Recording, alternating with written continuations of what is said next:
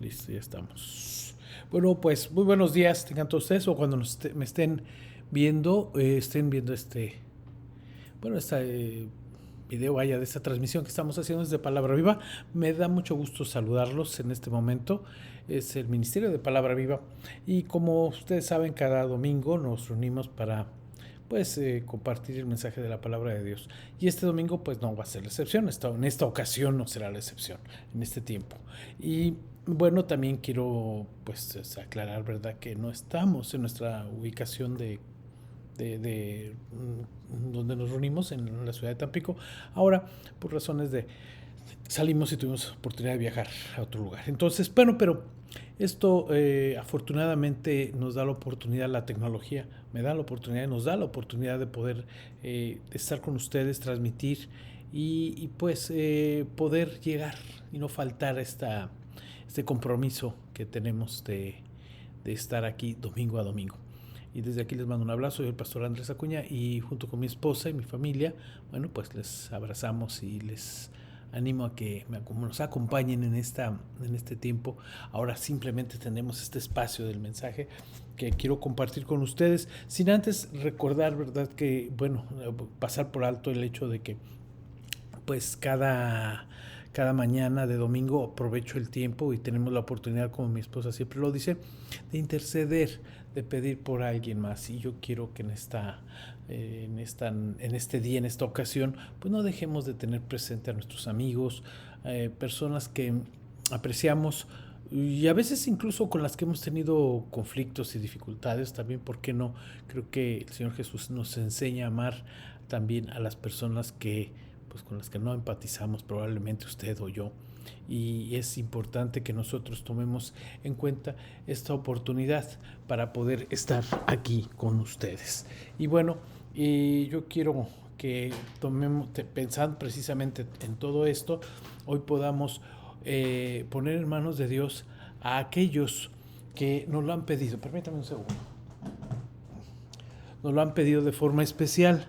Voy a conectar la fuente de alimentación porque no quiero quedarme sin batería. Ahí está.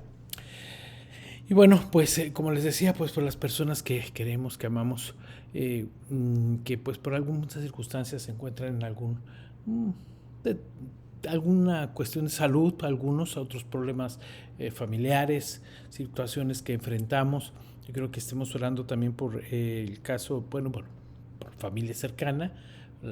Los ponemos en manos del Señor. A veces los temas, discúlpenme a veces la ambigüedad, no puedo, por cuestión de discreción, no los podemos ventilar, ¿verdad? Una cuestión de discreción simplemente, pero sí unos temas familiares, ponerlos en manos del Señor. También por los estudios de los muchachos, ¿verdad? Entonces yo sé que habrá muchos que tienes hijos, amigos que están estudiando.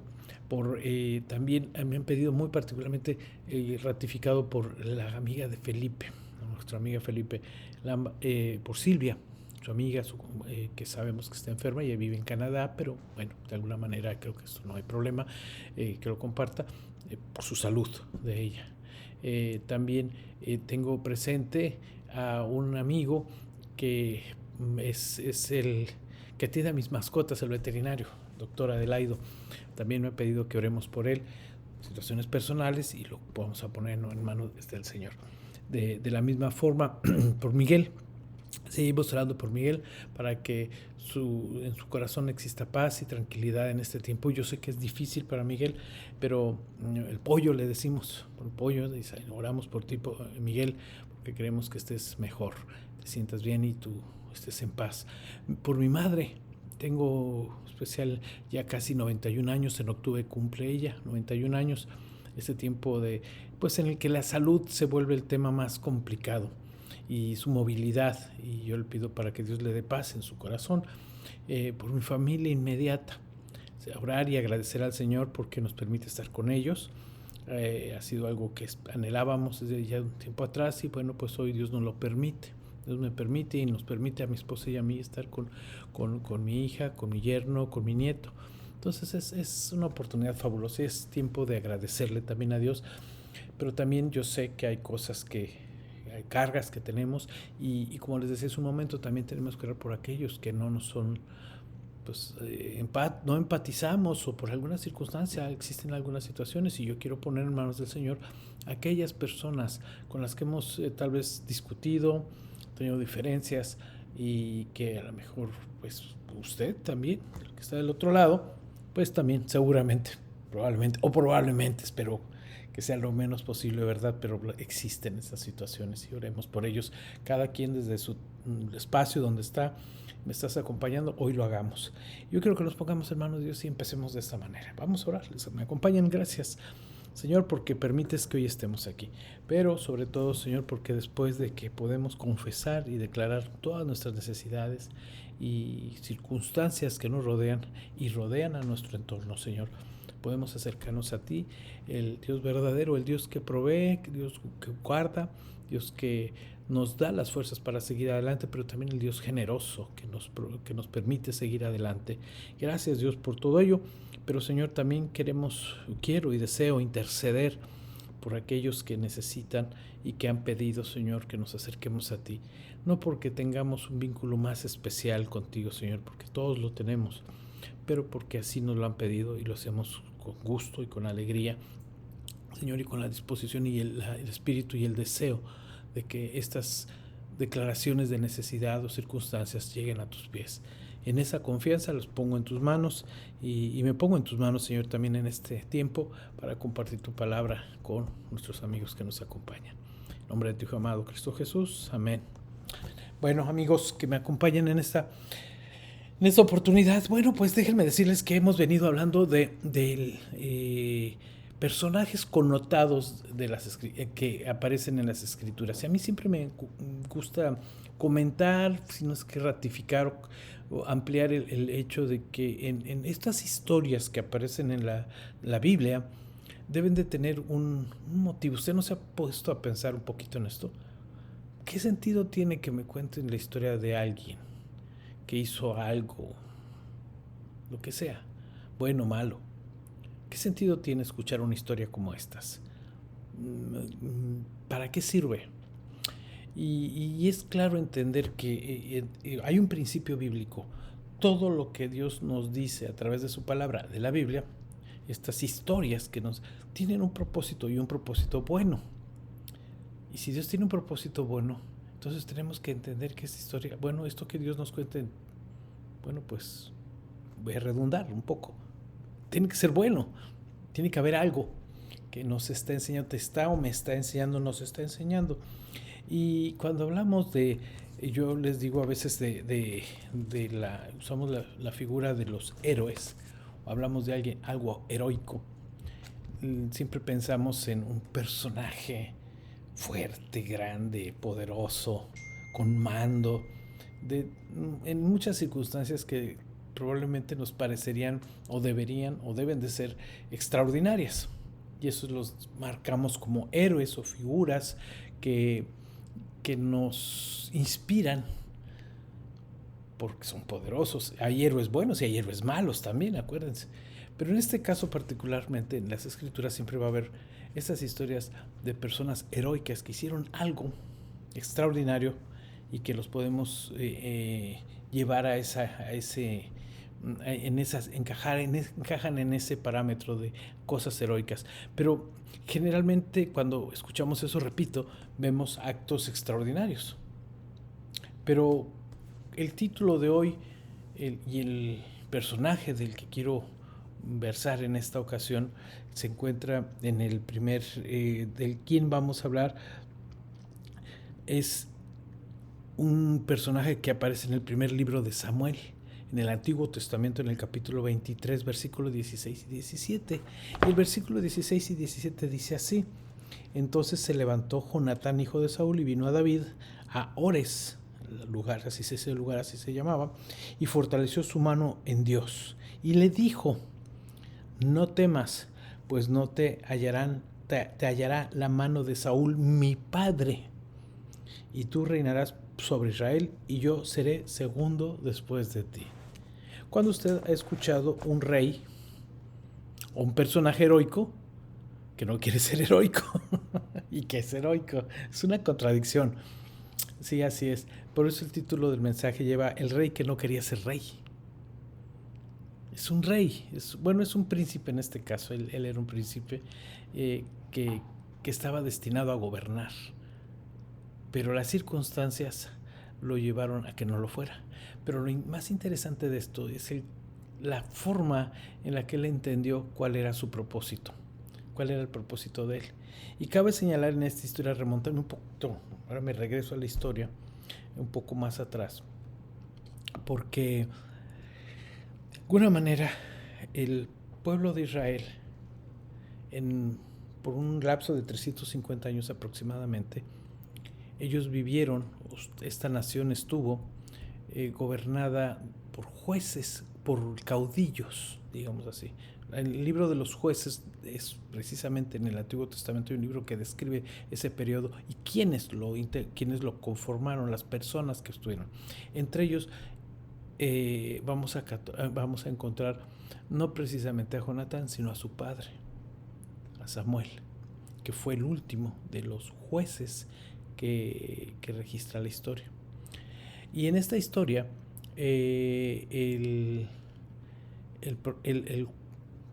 Samuel, como profeta y juez que fue erigido en Israel, hubo una situación peculiar que se dio. Él se desarrolla como sacerdote, mejor dicho, dije profeta, sacerdote. Bueno, sacerdote, profeta, también hizo un poco de esa labor, pero como sacerdote él tenía la obligación de llevar al pueblo el mensaje de Dios o la dirección de Dios. Así era como se gobernaba. Dios hablaba a través de una persona, de ellos, de jueces o personas que él usó, en este caso vamos a referirnos a Samuel, y gobernaba. El pueblo recibía el mensaje y obedecía. Esa era la dinámica. Así debía ser la dinámica. Pero ya después de 350 años, los seres humanos tenemos una memoria muy corta y la promesa que habían hecho cuando iban a llegar a la tierra prometida el pueblo, 350 años antes de obedecer y respetar los estatutos que Dios tenía, se les fueron olvidando. Se les fueron olvidando con el paso del tiempo, a grado tal que llegaron a un punto en el que esto llegó a una degradación total.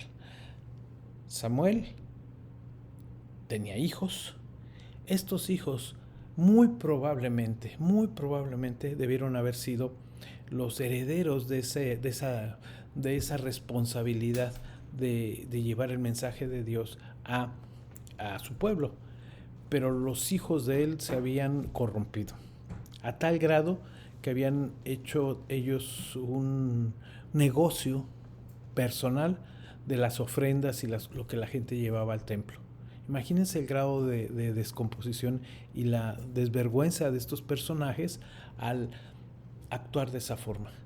Y el pueblo, con los líderes que había, otros líderes que había en el pueblo, los ancianos, cuando se reúnen con Samuel, le dicen: Samuel, necesitamos que alguien ponga orden a esto.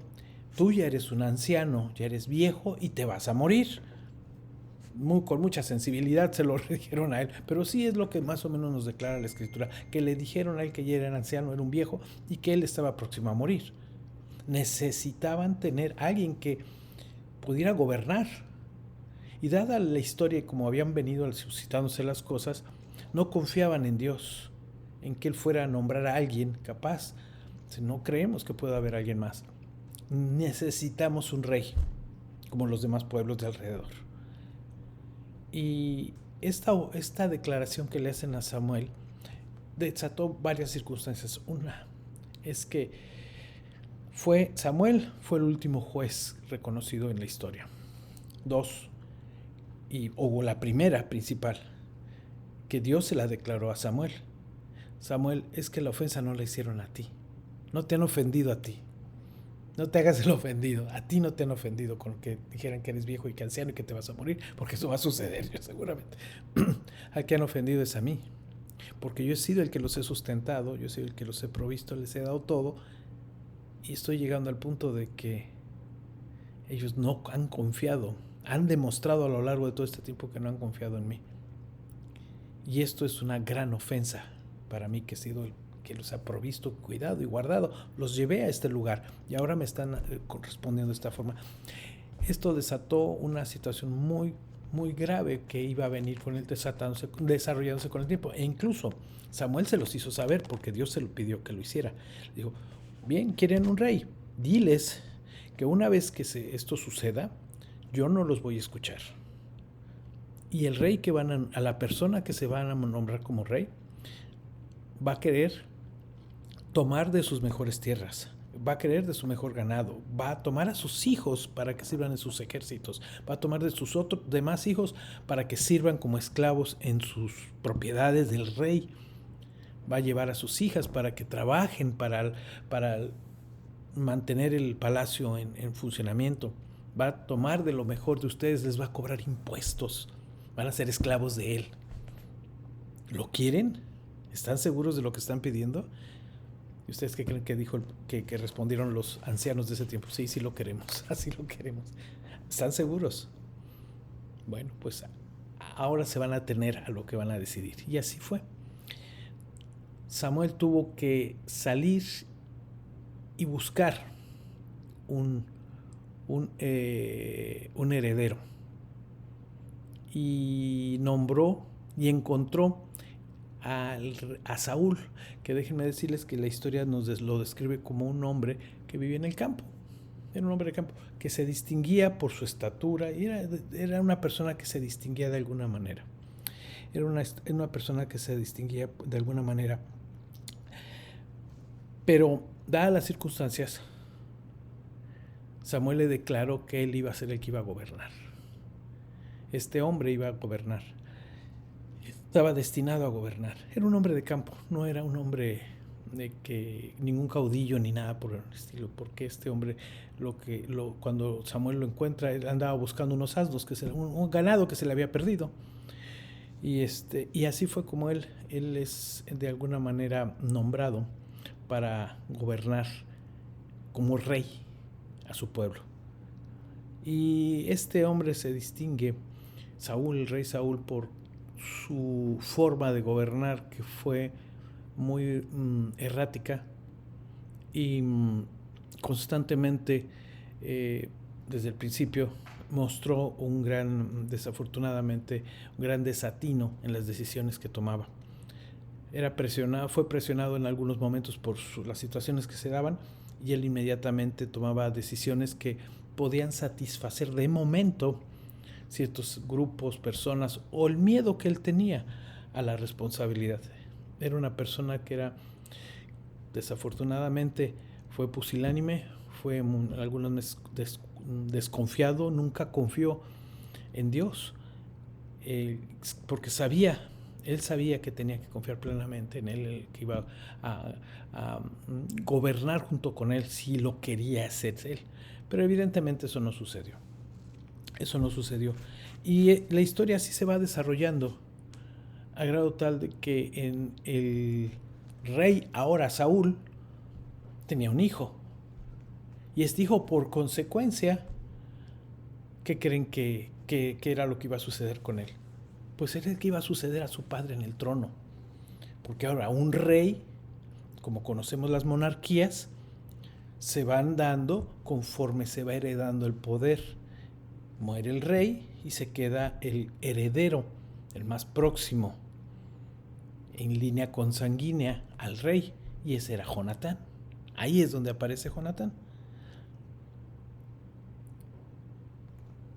De alguna manera él estaba destinado a gobernar los destinos de la nación de Israel en su momento.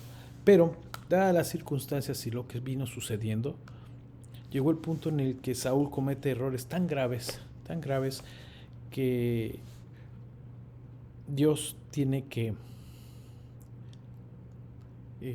tomar medidas extraordinarias y declara que la dinastía del rey Saúl no va a continuar. Y esto fue desde el principio, ya que en una ocasión que él se encontraba en una batalla, porque se encontraba, el pueblo de Israel constantemente ha sido asediado por muchas otras naciones, y en una de estas una de las ocasiones en la que se encuentra en esta situación de defenderse de un pueblo que los estaba atacando, Samuel le dice el rey sabe que tiene que esperar hasta que el profeta llegue, ore por ellos y reciba las instrucciones que Dios ha dado para cómo actuar en esa batalla.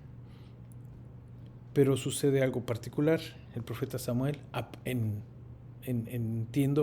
se entiende que él tenía un tiempo para llegar y él se desespera porque eran varios días, un tiempo en el que él tenía que llegar y no llegaba, iba a llegar, pero él se desespera porque su ejército se empieza a ver mermado, porque la gente los soldados empiezan a huir, a desertar, porque ven que el rey no toma medidas. Dicen, el pueblo filisteo se está armando mejor, nosotros seguimos esperando y ellos se siguen armando. ¿Y qué estás esperando, Saúl, para hacer algo?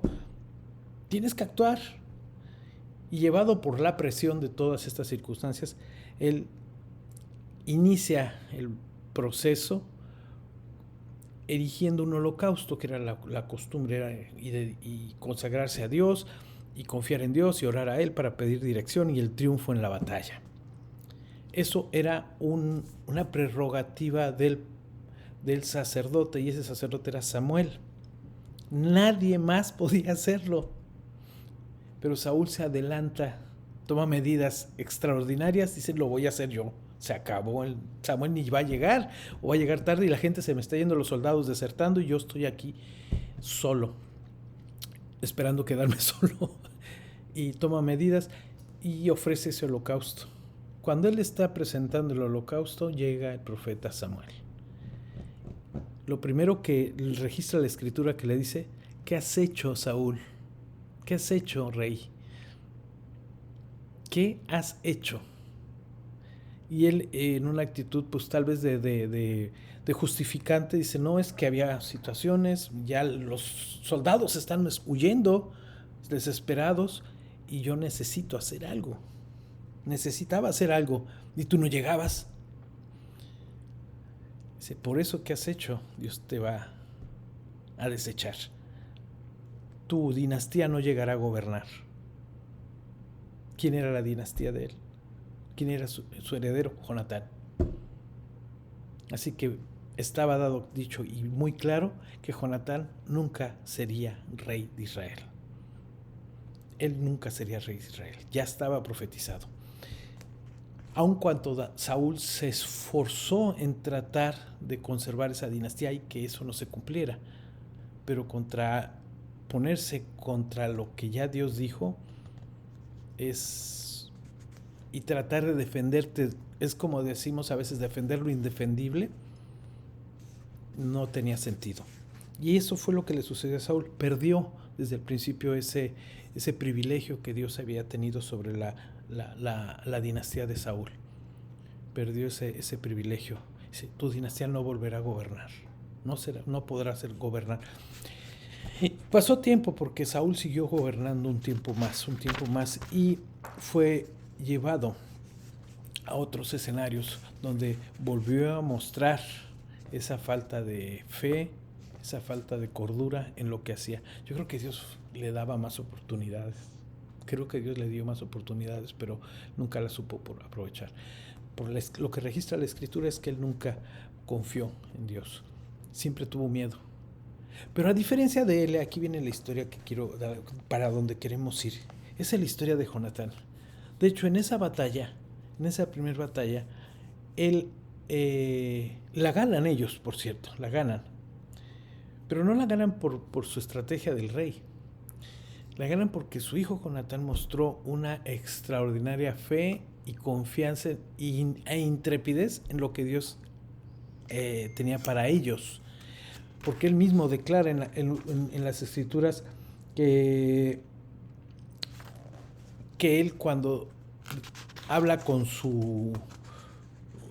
ya Jonatán tenía le llaman un paje, alguien que lo acompañaba. Le dice, bueno, es que Jehová Dios nos hará ganar con muchos o con muy pocos. Tengo esa confianza de que Dios lo ha hecho así. Con muchos o pocos dará el triunfo. y él se lanza como explorador, un avance casi suicida, podríamos decirlo así, contra el enemigo. Él y su paje, los dos, se adelantan, y en esa intervención la escritura registra que mata como a 20 soldados y causa estragos en el enemigo que empiezan a hacer que ellos empiecen a dudar y a desesperarse o asustarse. El enemigo, que era por mucho superior a ellos, a grado tal que empiezan a matarse entre ellos también. Dicen que también hubo un temblor. La escritura registra que hubo un temblor. El escritor Josefo dice que hubo un temblor también.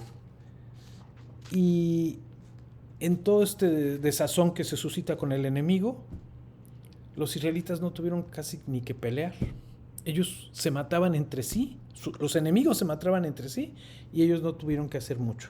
Entonces podemos ver cómo Dios tomó el control de todo, confunde al enemigo y ganan la batalla los israelitas. Pero no por la estrategia de Saúl. La escritura nos dice que fue porque Dios vio la confianza que tenía su hijo Jonatán, y la fe que mostró y la confianza que tenía en Dios y que declaró en Dios. Y esto desata una serie de circunstancias que, les repito, llegan al punto en el que el mismo rey Saúl se da cuenta que está condenado a fracasar en su reinado. Él no va a poder continuar con un reinado, entregar la corona ni a su hijo Jonatán, porque todavía incluso en ese momento él no sabía a quién más se le iba a dar. Pero entre esta historia que se viene desarrollando, vuelve a aparecer Samuel en una operación que Dios había tenido ya con él. Le da instrucciones para que elija al próximo gobernante del pueblo de Israel, ya que Saúl no va a poder heredar. Tiene que ser alguien más. Y Dios, como siempre, trabajando de una forma misteriosa, y a veces podríamos decirle misteriosa, pero no es la palabra correcta, una forma extraordinaria, yo diría más bien, le da instrucciones al profeta Samuel que vaya y busque dentro de una familia al que él ya ha elegido. Y él va y busca, y en esta familia, la familia es de Isaí, ¿verdad? ¿Es de Isaí? La familia de Isaí. Los hijos. Sí, los hijos de Isaí. Va a buscarlos. Va a ellos, dice, ve con él. Yo te voy a indicar quién es el futuro rey de Israel. Claro, en el entender humano, ¿qué usted qué pensaría? ¿Qué podría ser el rey de Israel? Pues un hombre con carácter, con personalidad, como lo fue Saúl. Dicen que Saúl era un hombre que se destacaba. Seguramente que era un hombre con un porte especial. Pero dadas las circunstancias, el profeta Samuel los va a buscar, pero no encontraba que Dios le respondiera, le diera una indicación. Sí, es de todos los hijos que había. Hasta por último que le dice, bueno, ¿y aquí no falta alguien por aquí de tus hijos? Y al mismo Isaí le dice, sí, tengo el más chico, un chamaquito, niño, pero ese cuida a los corderos allá en el monte, en la montaña. Pues tráelo, quiero verlo. Y cuando llega, pues sí, es el mismísimo David. En un niño. Este es el que Dios escogió. Y pero si están mis hijos, son más grandes, fuertes. A este niño, a él escogió el Señor. Y en ese momento unge a David para ser el próximo rey de Israel. Era un niño. Esto no sucedió de un día para otro, déjenme decirles. Bueno, que David haya llegado a gobernar no fue de un día para otro, pasó mucho tiempo, pasaron muchos años. Que tenemos que tener eso muy claro, pasó tiempo. Pero en este proceso, Saúl seguía gobernando. Su hijo Jonatán era el príncipe, que debería haber sido el que siguiera gobernando, pero Jonatán tuvo un entendimiento muy especial. sabía que él no iba a poder gobernar. Aunque su padre Saúl pudiera esforzarse y tratar de hacer que él gobernara, él sabía que ese derecho ya no estaba en sus manos, ya no lo poseía, ya Dios lo había entregado a David. Y en esta circunstancia se genera algo que es muy especial, porque en esta circunstancia aparece David en escena. Aparece el rey cantor, dicen que tocaba en los instrumentos y que incluso lo había sido llevado en algún momento con el mismísimo rey Saúl a que tocara, porque solamente escuchando su música de él calmaba todo ese nerviosismo y ese desazón que traía en su corazón. Dice, solamente cuando escuchaba a Saúl tocar, digo, a David tocar. Pero no conforme con eso, también el rey David, cuando se presenta con ellos, cuando Goliat, el gigante Goliat estaba amenazando al pueblo y se burlaba de ellos, Dios lo llena de un furor, fuego santo, digámoslo así, a David, de un celo santo que le nacía del corazón. Dice, ¿cómo este hombre se viene a burlar y a mofar del pueblo de Dios, de los hijos de Dios, de esta forma? Y ustedes sin el ejército, sin hacer nada. A grado tal que él dice, yo voy a ir. Porque el rey Saúl había prometido que entregaría en matrimonio a una de sus hijas, a aquel que se venciera a ese gigante. Y ninguno de los soldados se había animado, ni sus hermanos mayores, y todos decían, pues ¿cómo crees te vas a enfrentar? Y él en ese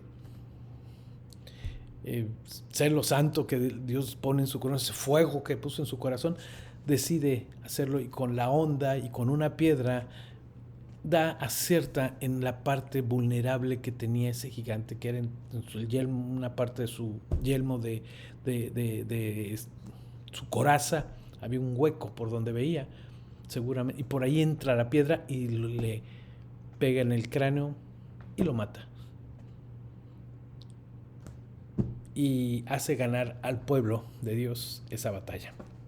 Porque ese era el reto que incluso el gigante los desafiaba. A ver, ¿quién de aquí, cobardes, se atreven conmigo? Si uno de ustedes sale y me vence, ganaron. Nadie se atrevía. Era un gigante, lo que dicen, un hombre muy grande.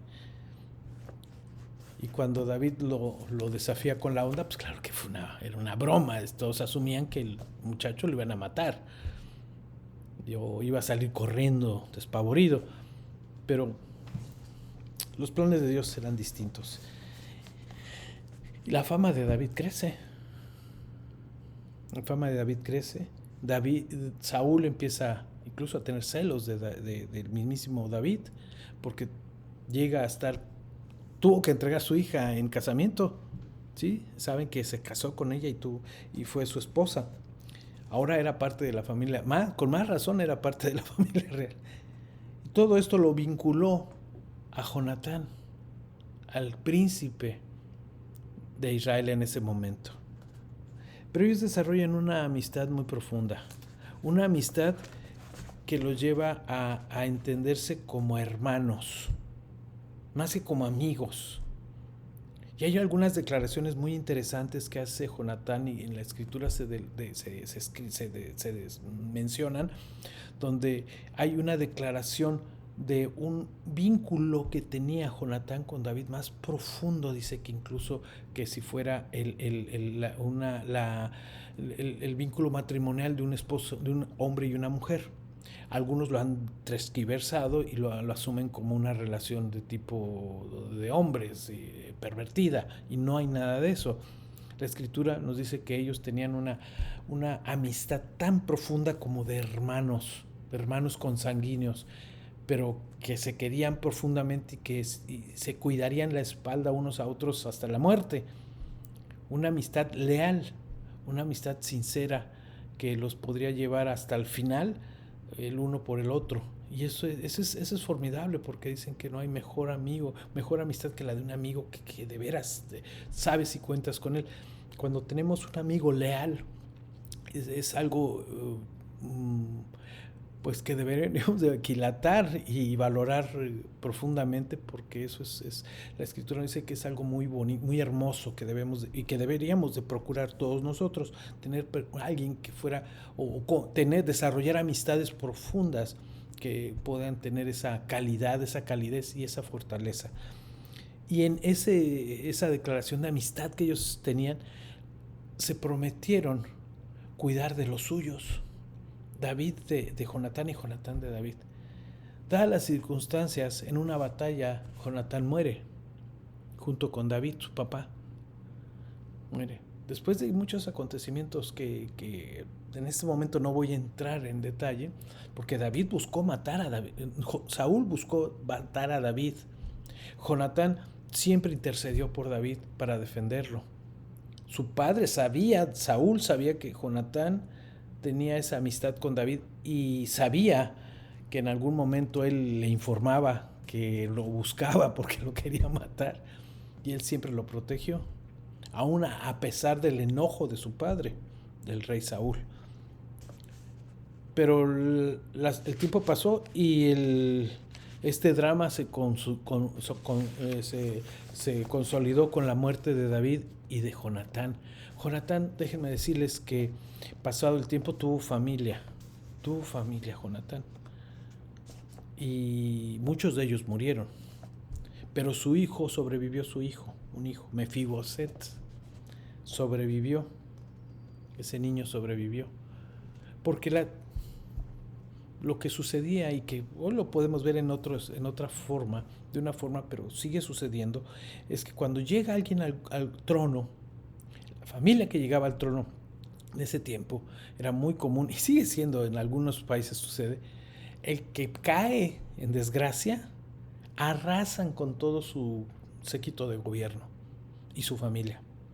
No tenían piedad, eran aniquilados. A lo más salvaje que usted pueda ver, así. Como cuando un león nuevo llega a la manada, toma la manada y el león viejo muere.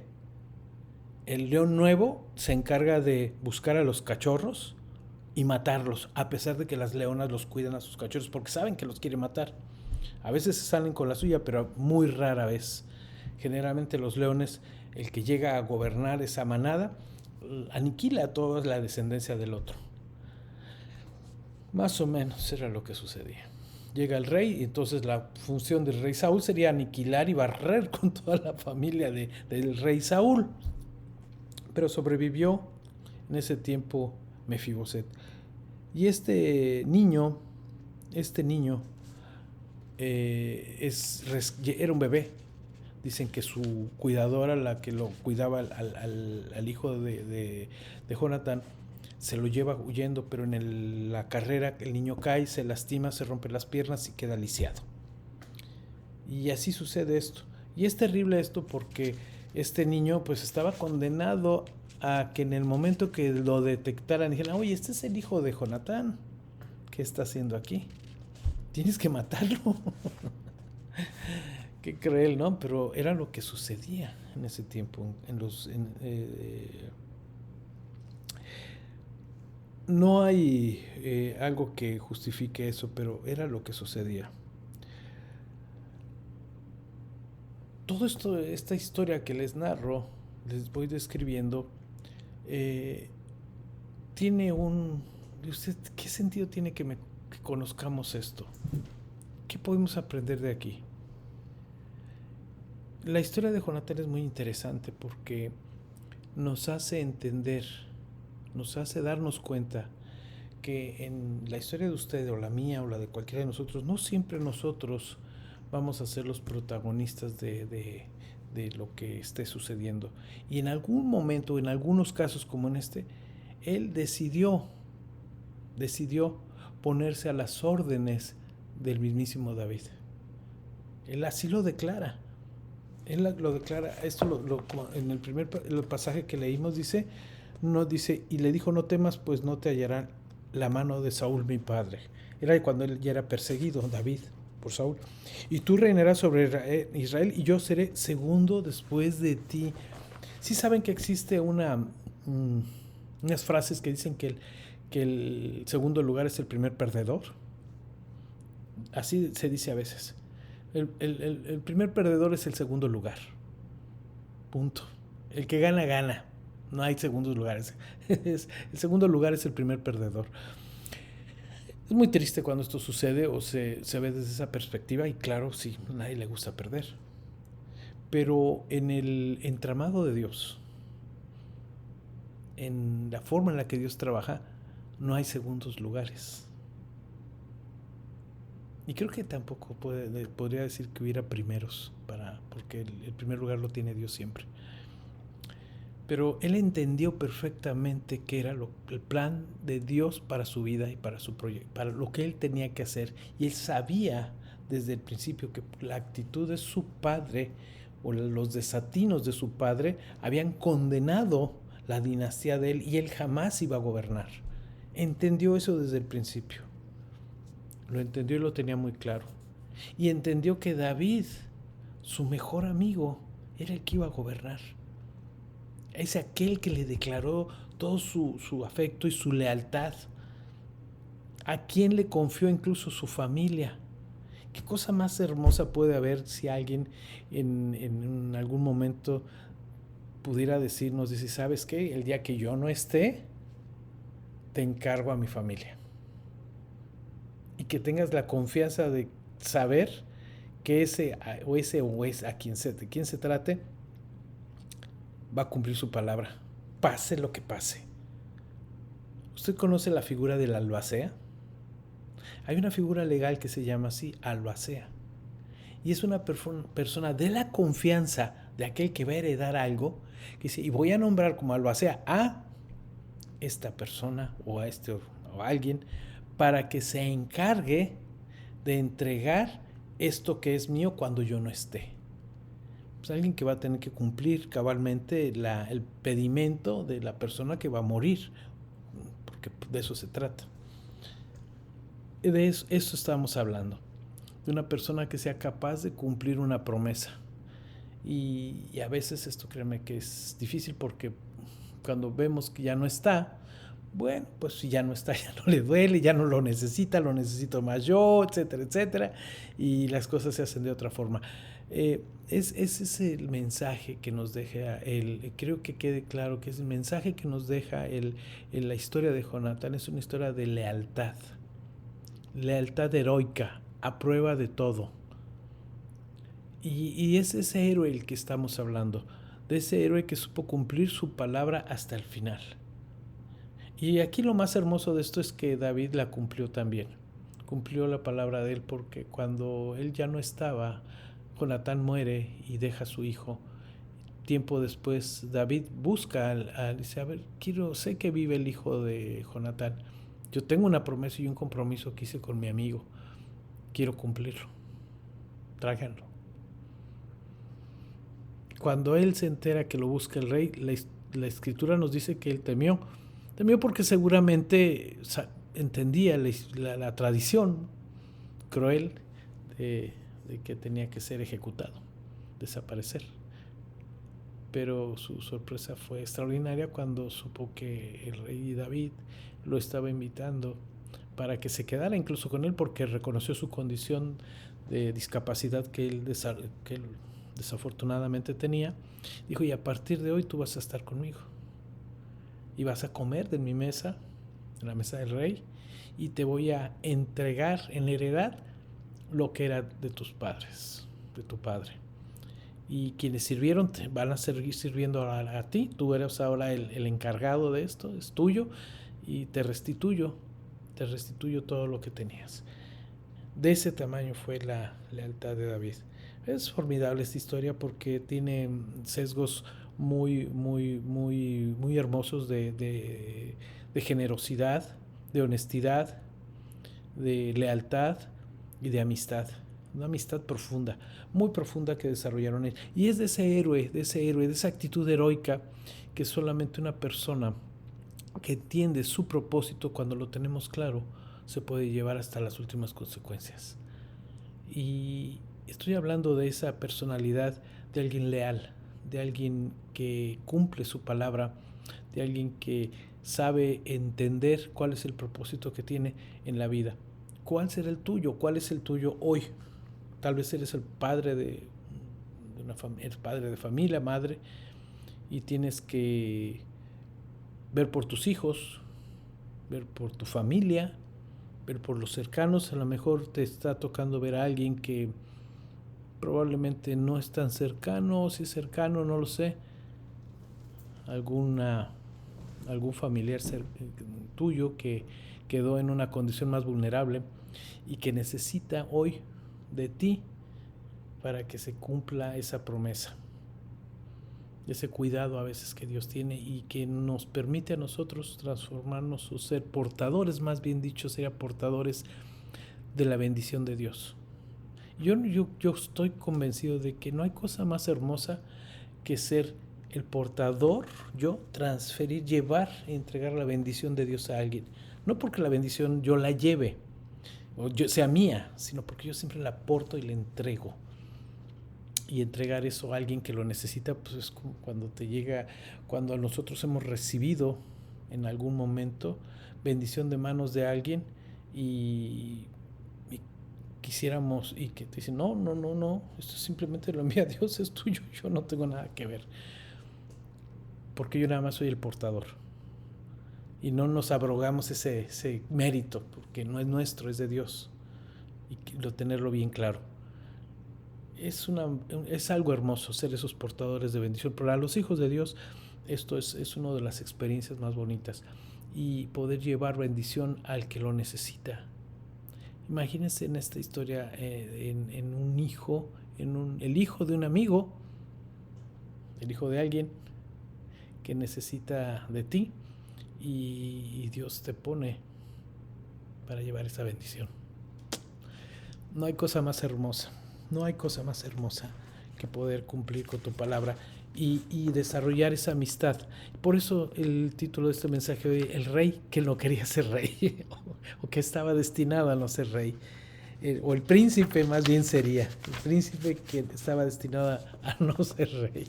Es la historia de Jonatán. Una historia interesante que, si lo pudiéramos ver de una forma muy simplista, a lo mejor él pudiera haber seguido el ejemplo de su padre y a toda costa tratar de salvar el reinado y seguir gobernando de alguna manera, pero nunca fue su intención. Desde el principio entendió que era lo que le correspondía hacer y cedió y dejó pasar a David. Yo espero y deseo que esta historia pueda servirte. Tal vez tú hoy tengas que hacer algo por alguien, por algo, en alguna circunstancia, y no lo habías entendido. ¿Por qué yo tengo que hacer esto? Pero yo espero que esta historia hoy te haya enseñado que Dios tiene propósitos, trabaja con nosotros de maneras extraordinarias para producir escenas extraordinarias en personas extraordinarias. Yo quiero que tú te conviertas en algo de eso, una persona extraordinaria, pero una persona extraordinaria entendida de lo que Dios tiene y de los quiere en tu vida y para los tuyos, cercanos, amigos, de quien sea, quien esté cerca de ti. Eso sería hermoso. Créeme que sería una bendición formidable para tu vida. Yo con esto te dejo. Hoy, en este domingo, y cuando nos estés viendo, como Ministerio de Palabra Viva, me da muchísimo gusto estar con ustedes y los animo para que nos sigan acompañando la próxima semana. También por aquí estaremos transmitiendo y estaremos hablando de estos héroes. Hay un héroe que yo le llamaría el antihéroe de estos capítulos que estoy compartiendo con ustedes de un libro de John MacArthur. Déjenme decirles que estoy tomando como referencia 12 héroes inconcebibles. Se los recomiendo que lo estudien, lo lean. Les va a gustar mucho, está muy bonito. Tiene historias formidables. El próximo domingo estaré con ustedes y seguiremos compartiendo estos temas. Espero y deseo fervientemente que sean de utilidad para sus vidas. Pásenla bien, cuídense mucho. Nos estamos viendo. Desde aquí les mandamos un saludo, mi esposa y yo. Ella está aquí al ladito, acompañándome en este momento. Y pues nos estamos viendo. Pásenla bien, cuídense mucho. Es el Ministerio de Palabra Viva. Por favor, compártanlo también los contenidos que tenemos aquí en YouTube y suscríbanse al canal. Nos hacen falta suscriptores, los necesitamos mucho. Pásenla bien, cuídense mucho. Hasta luego.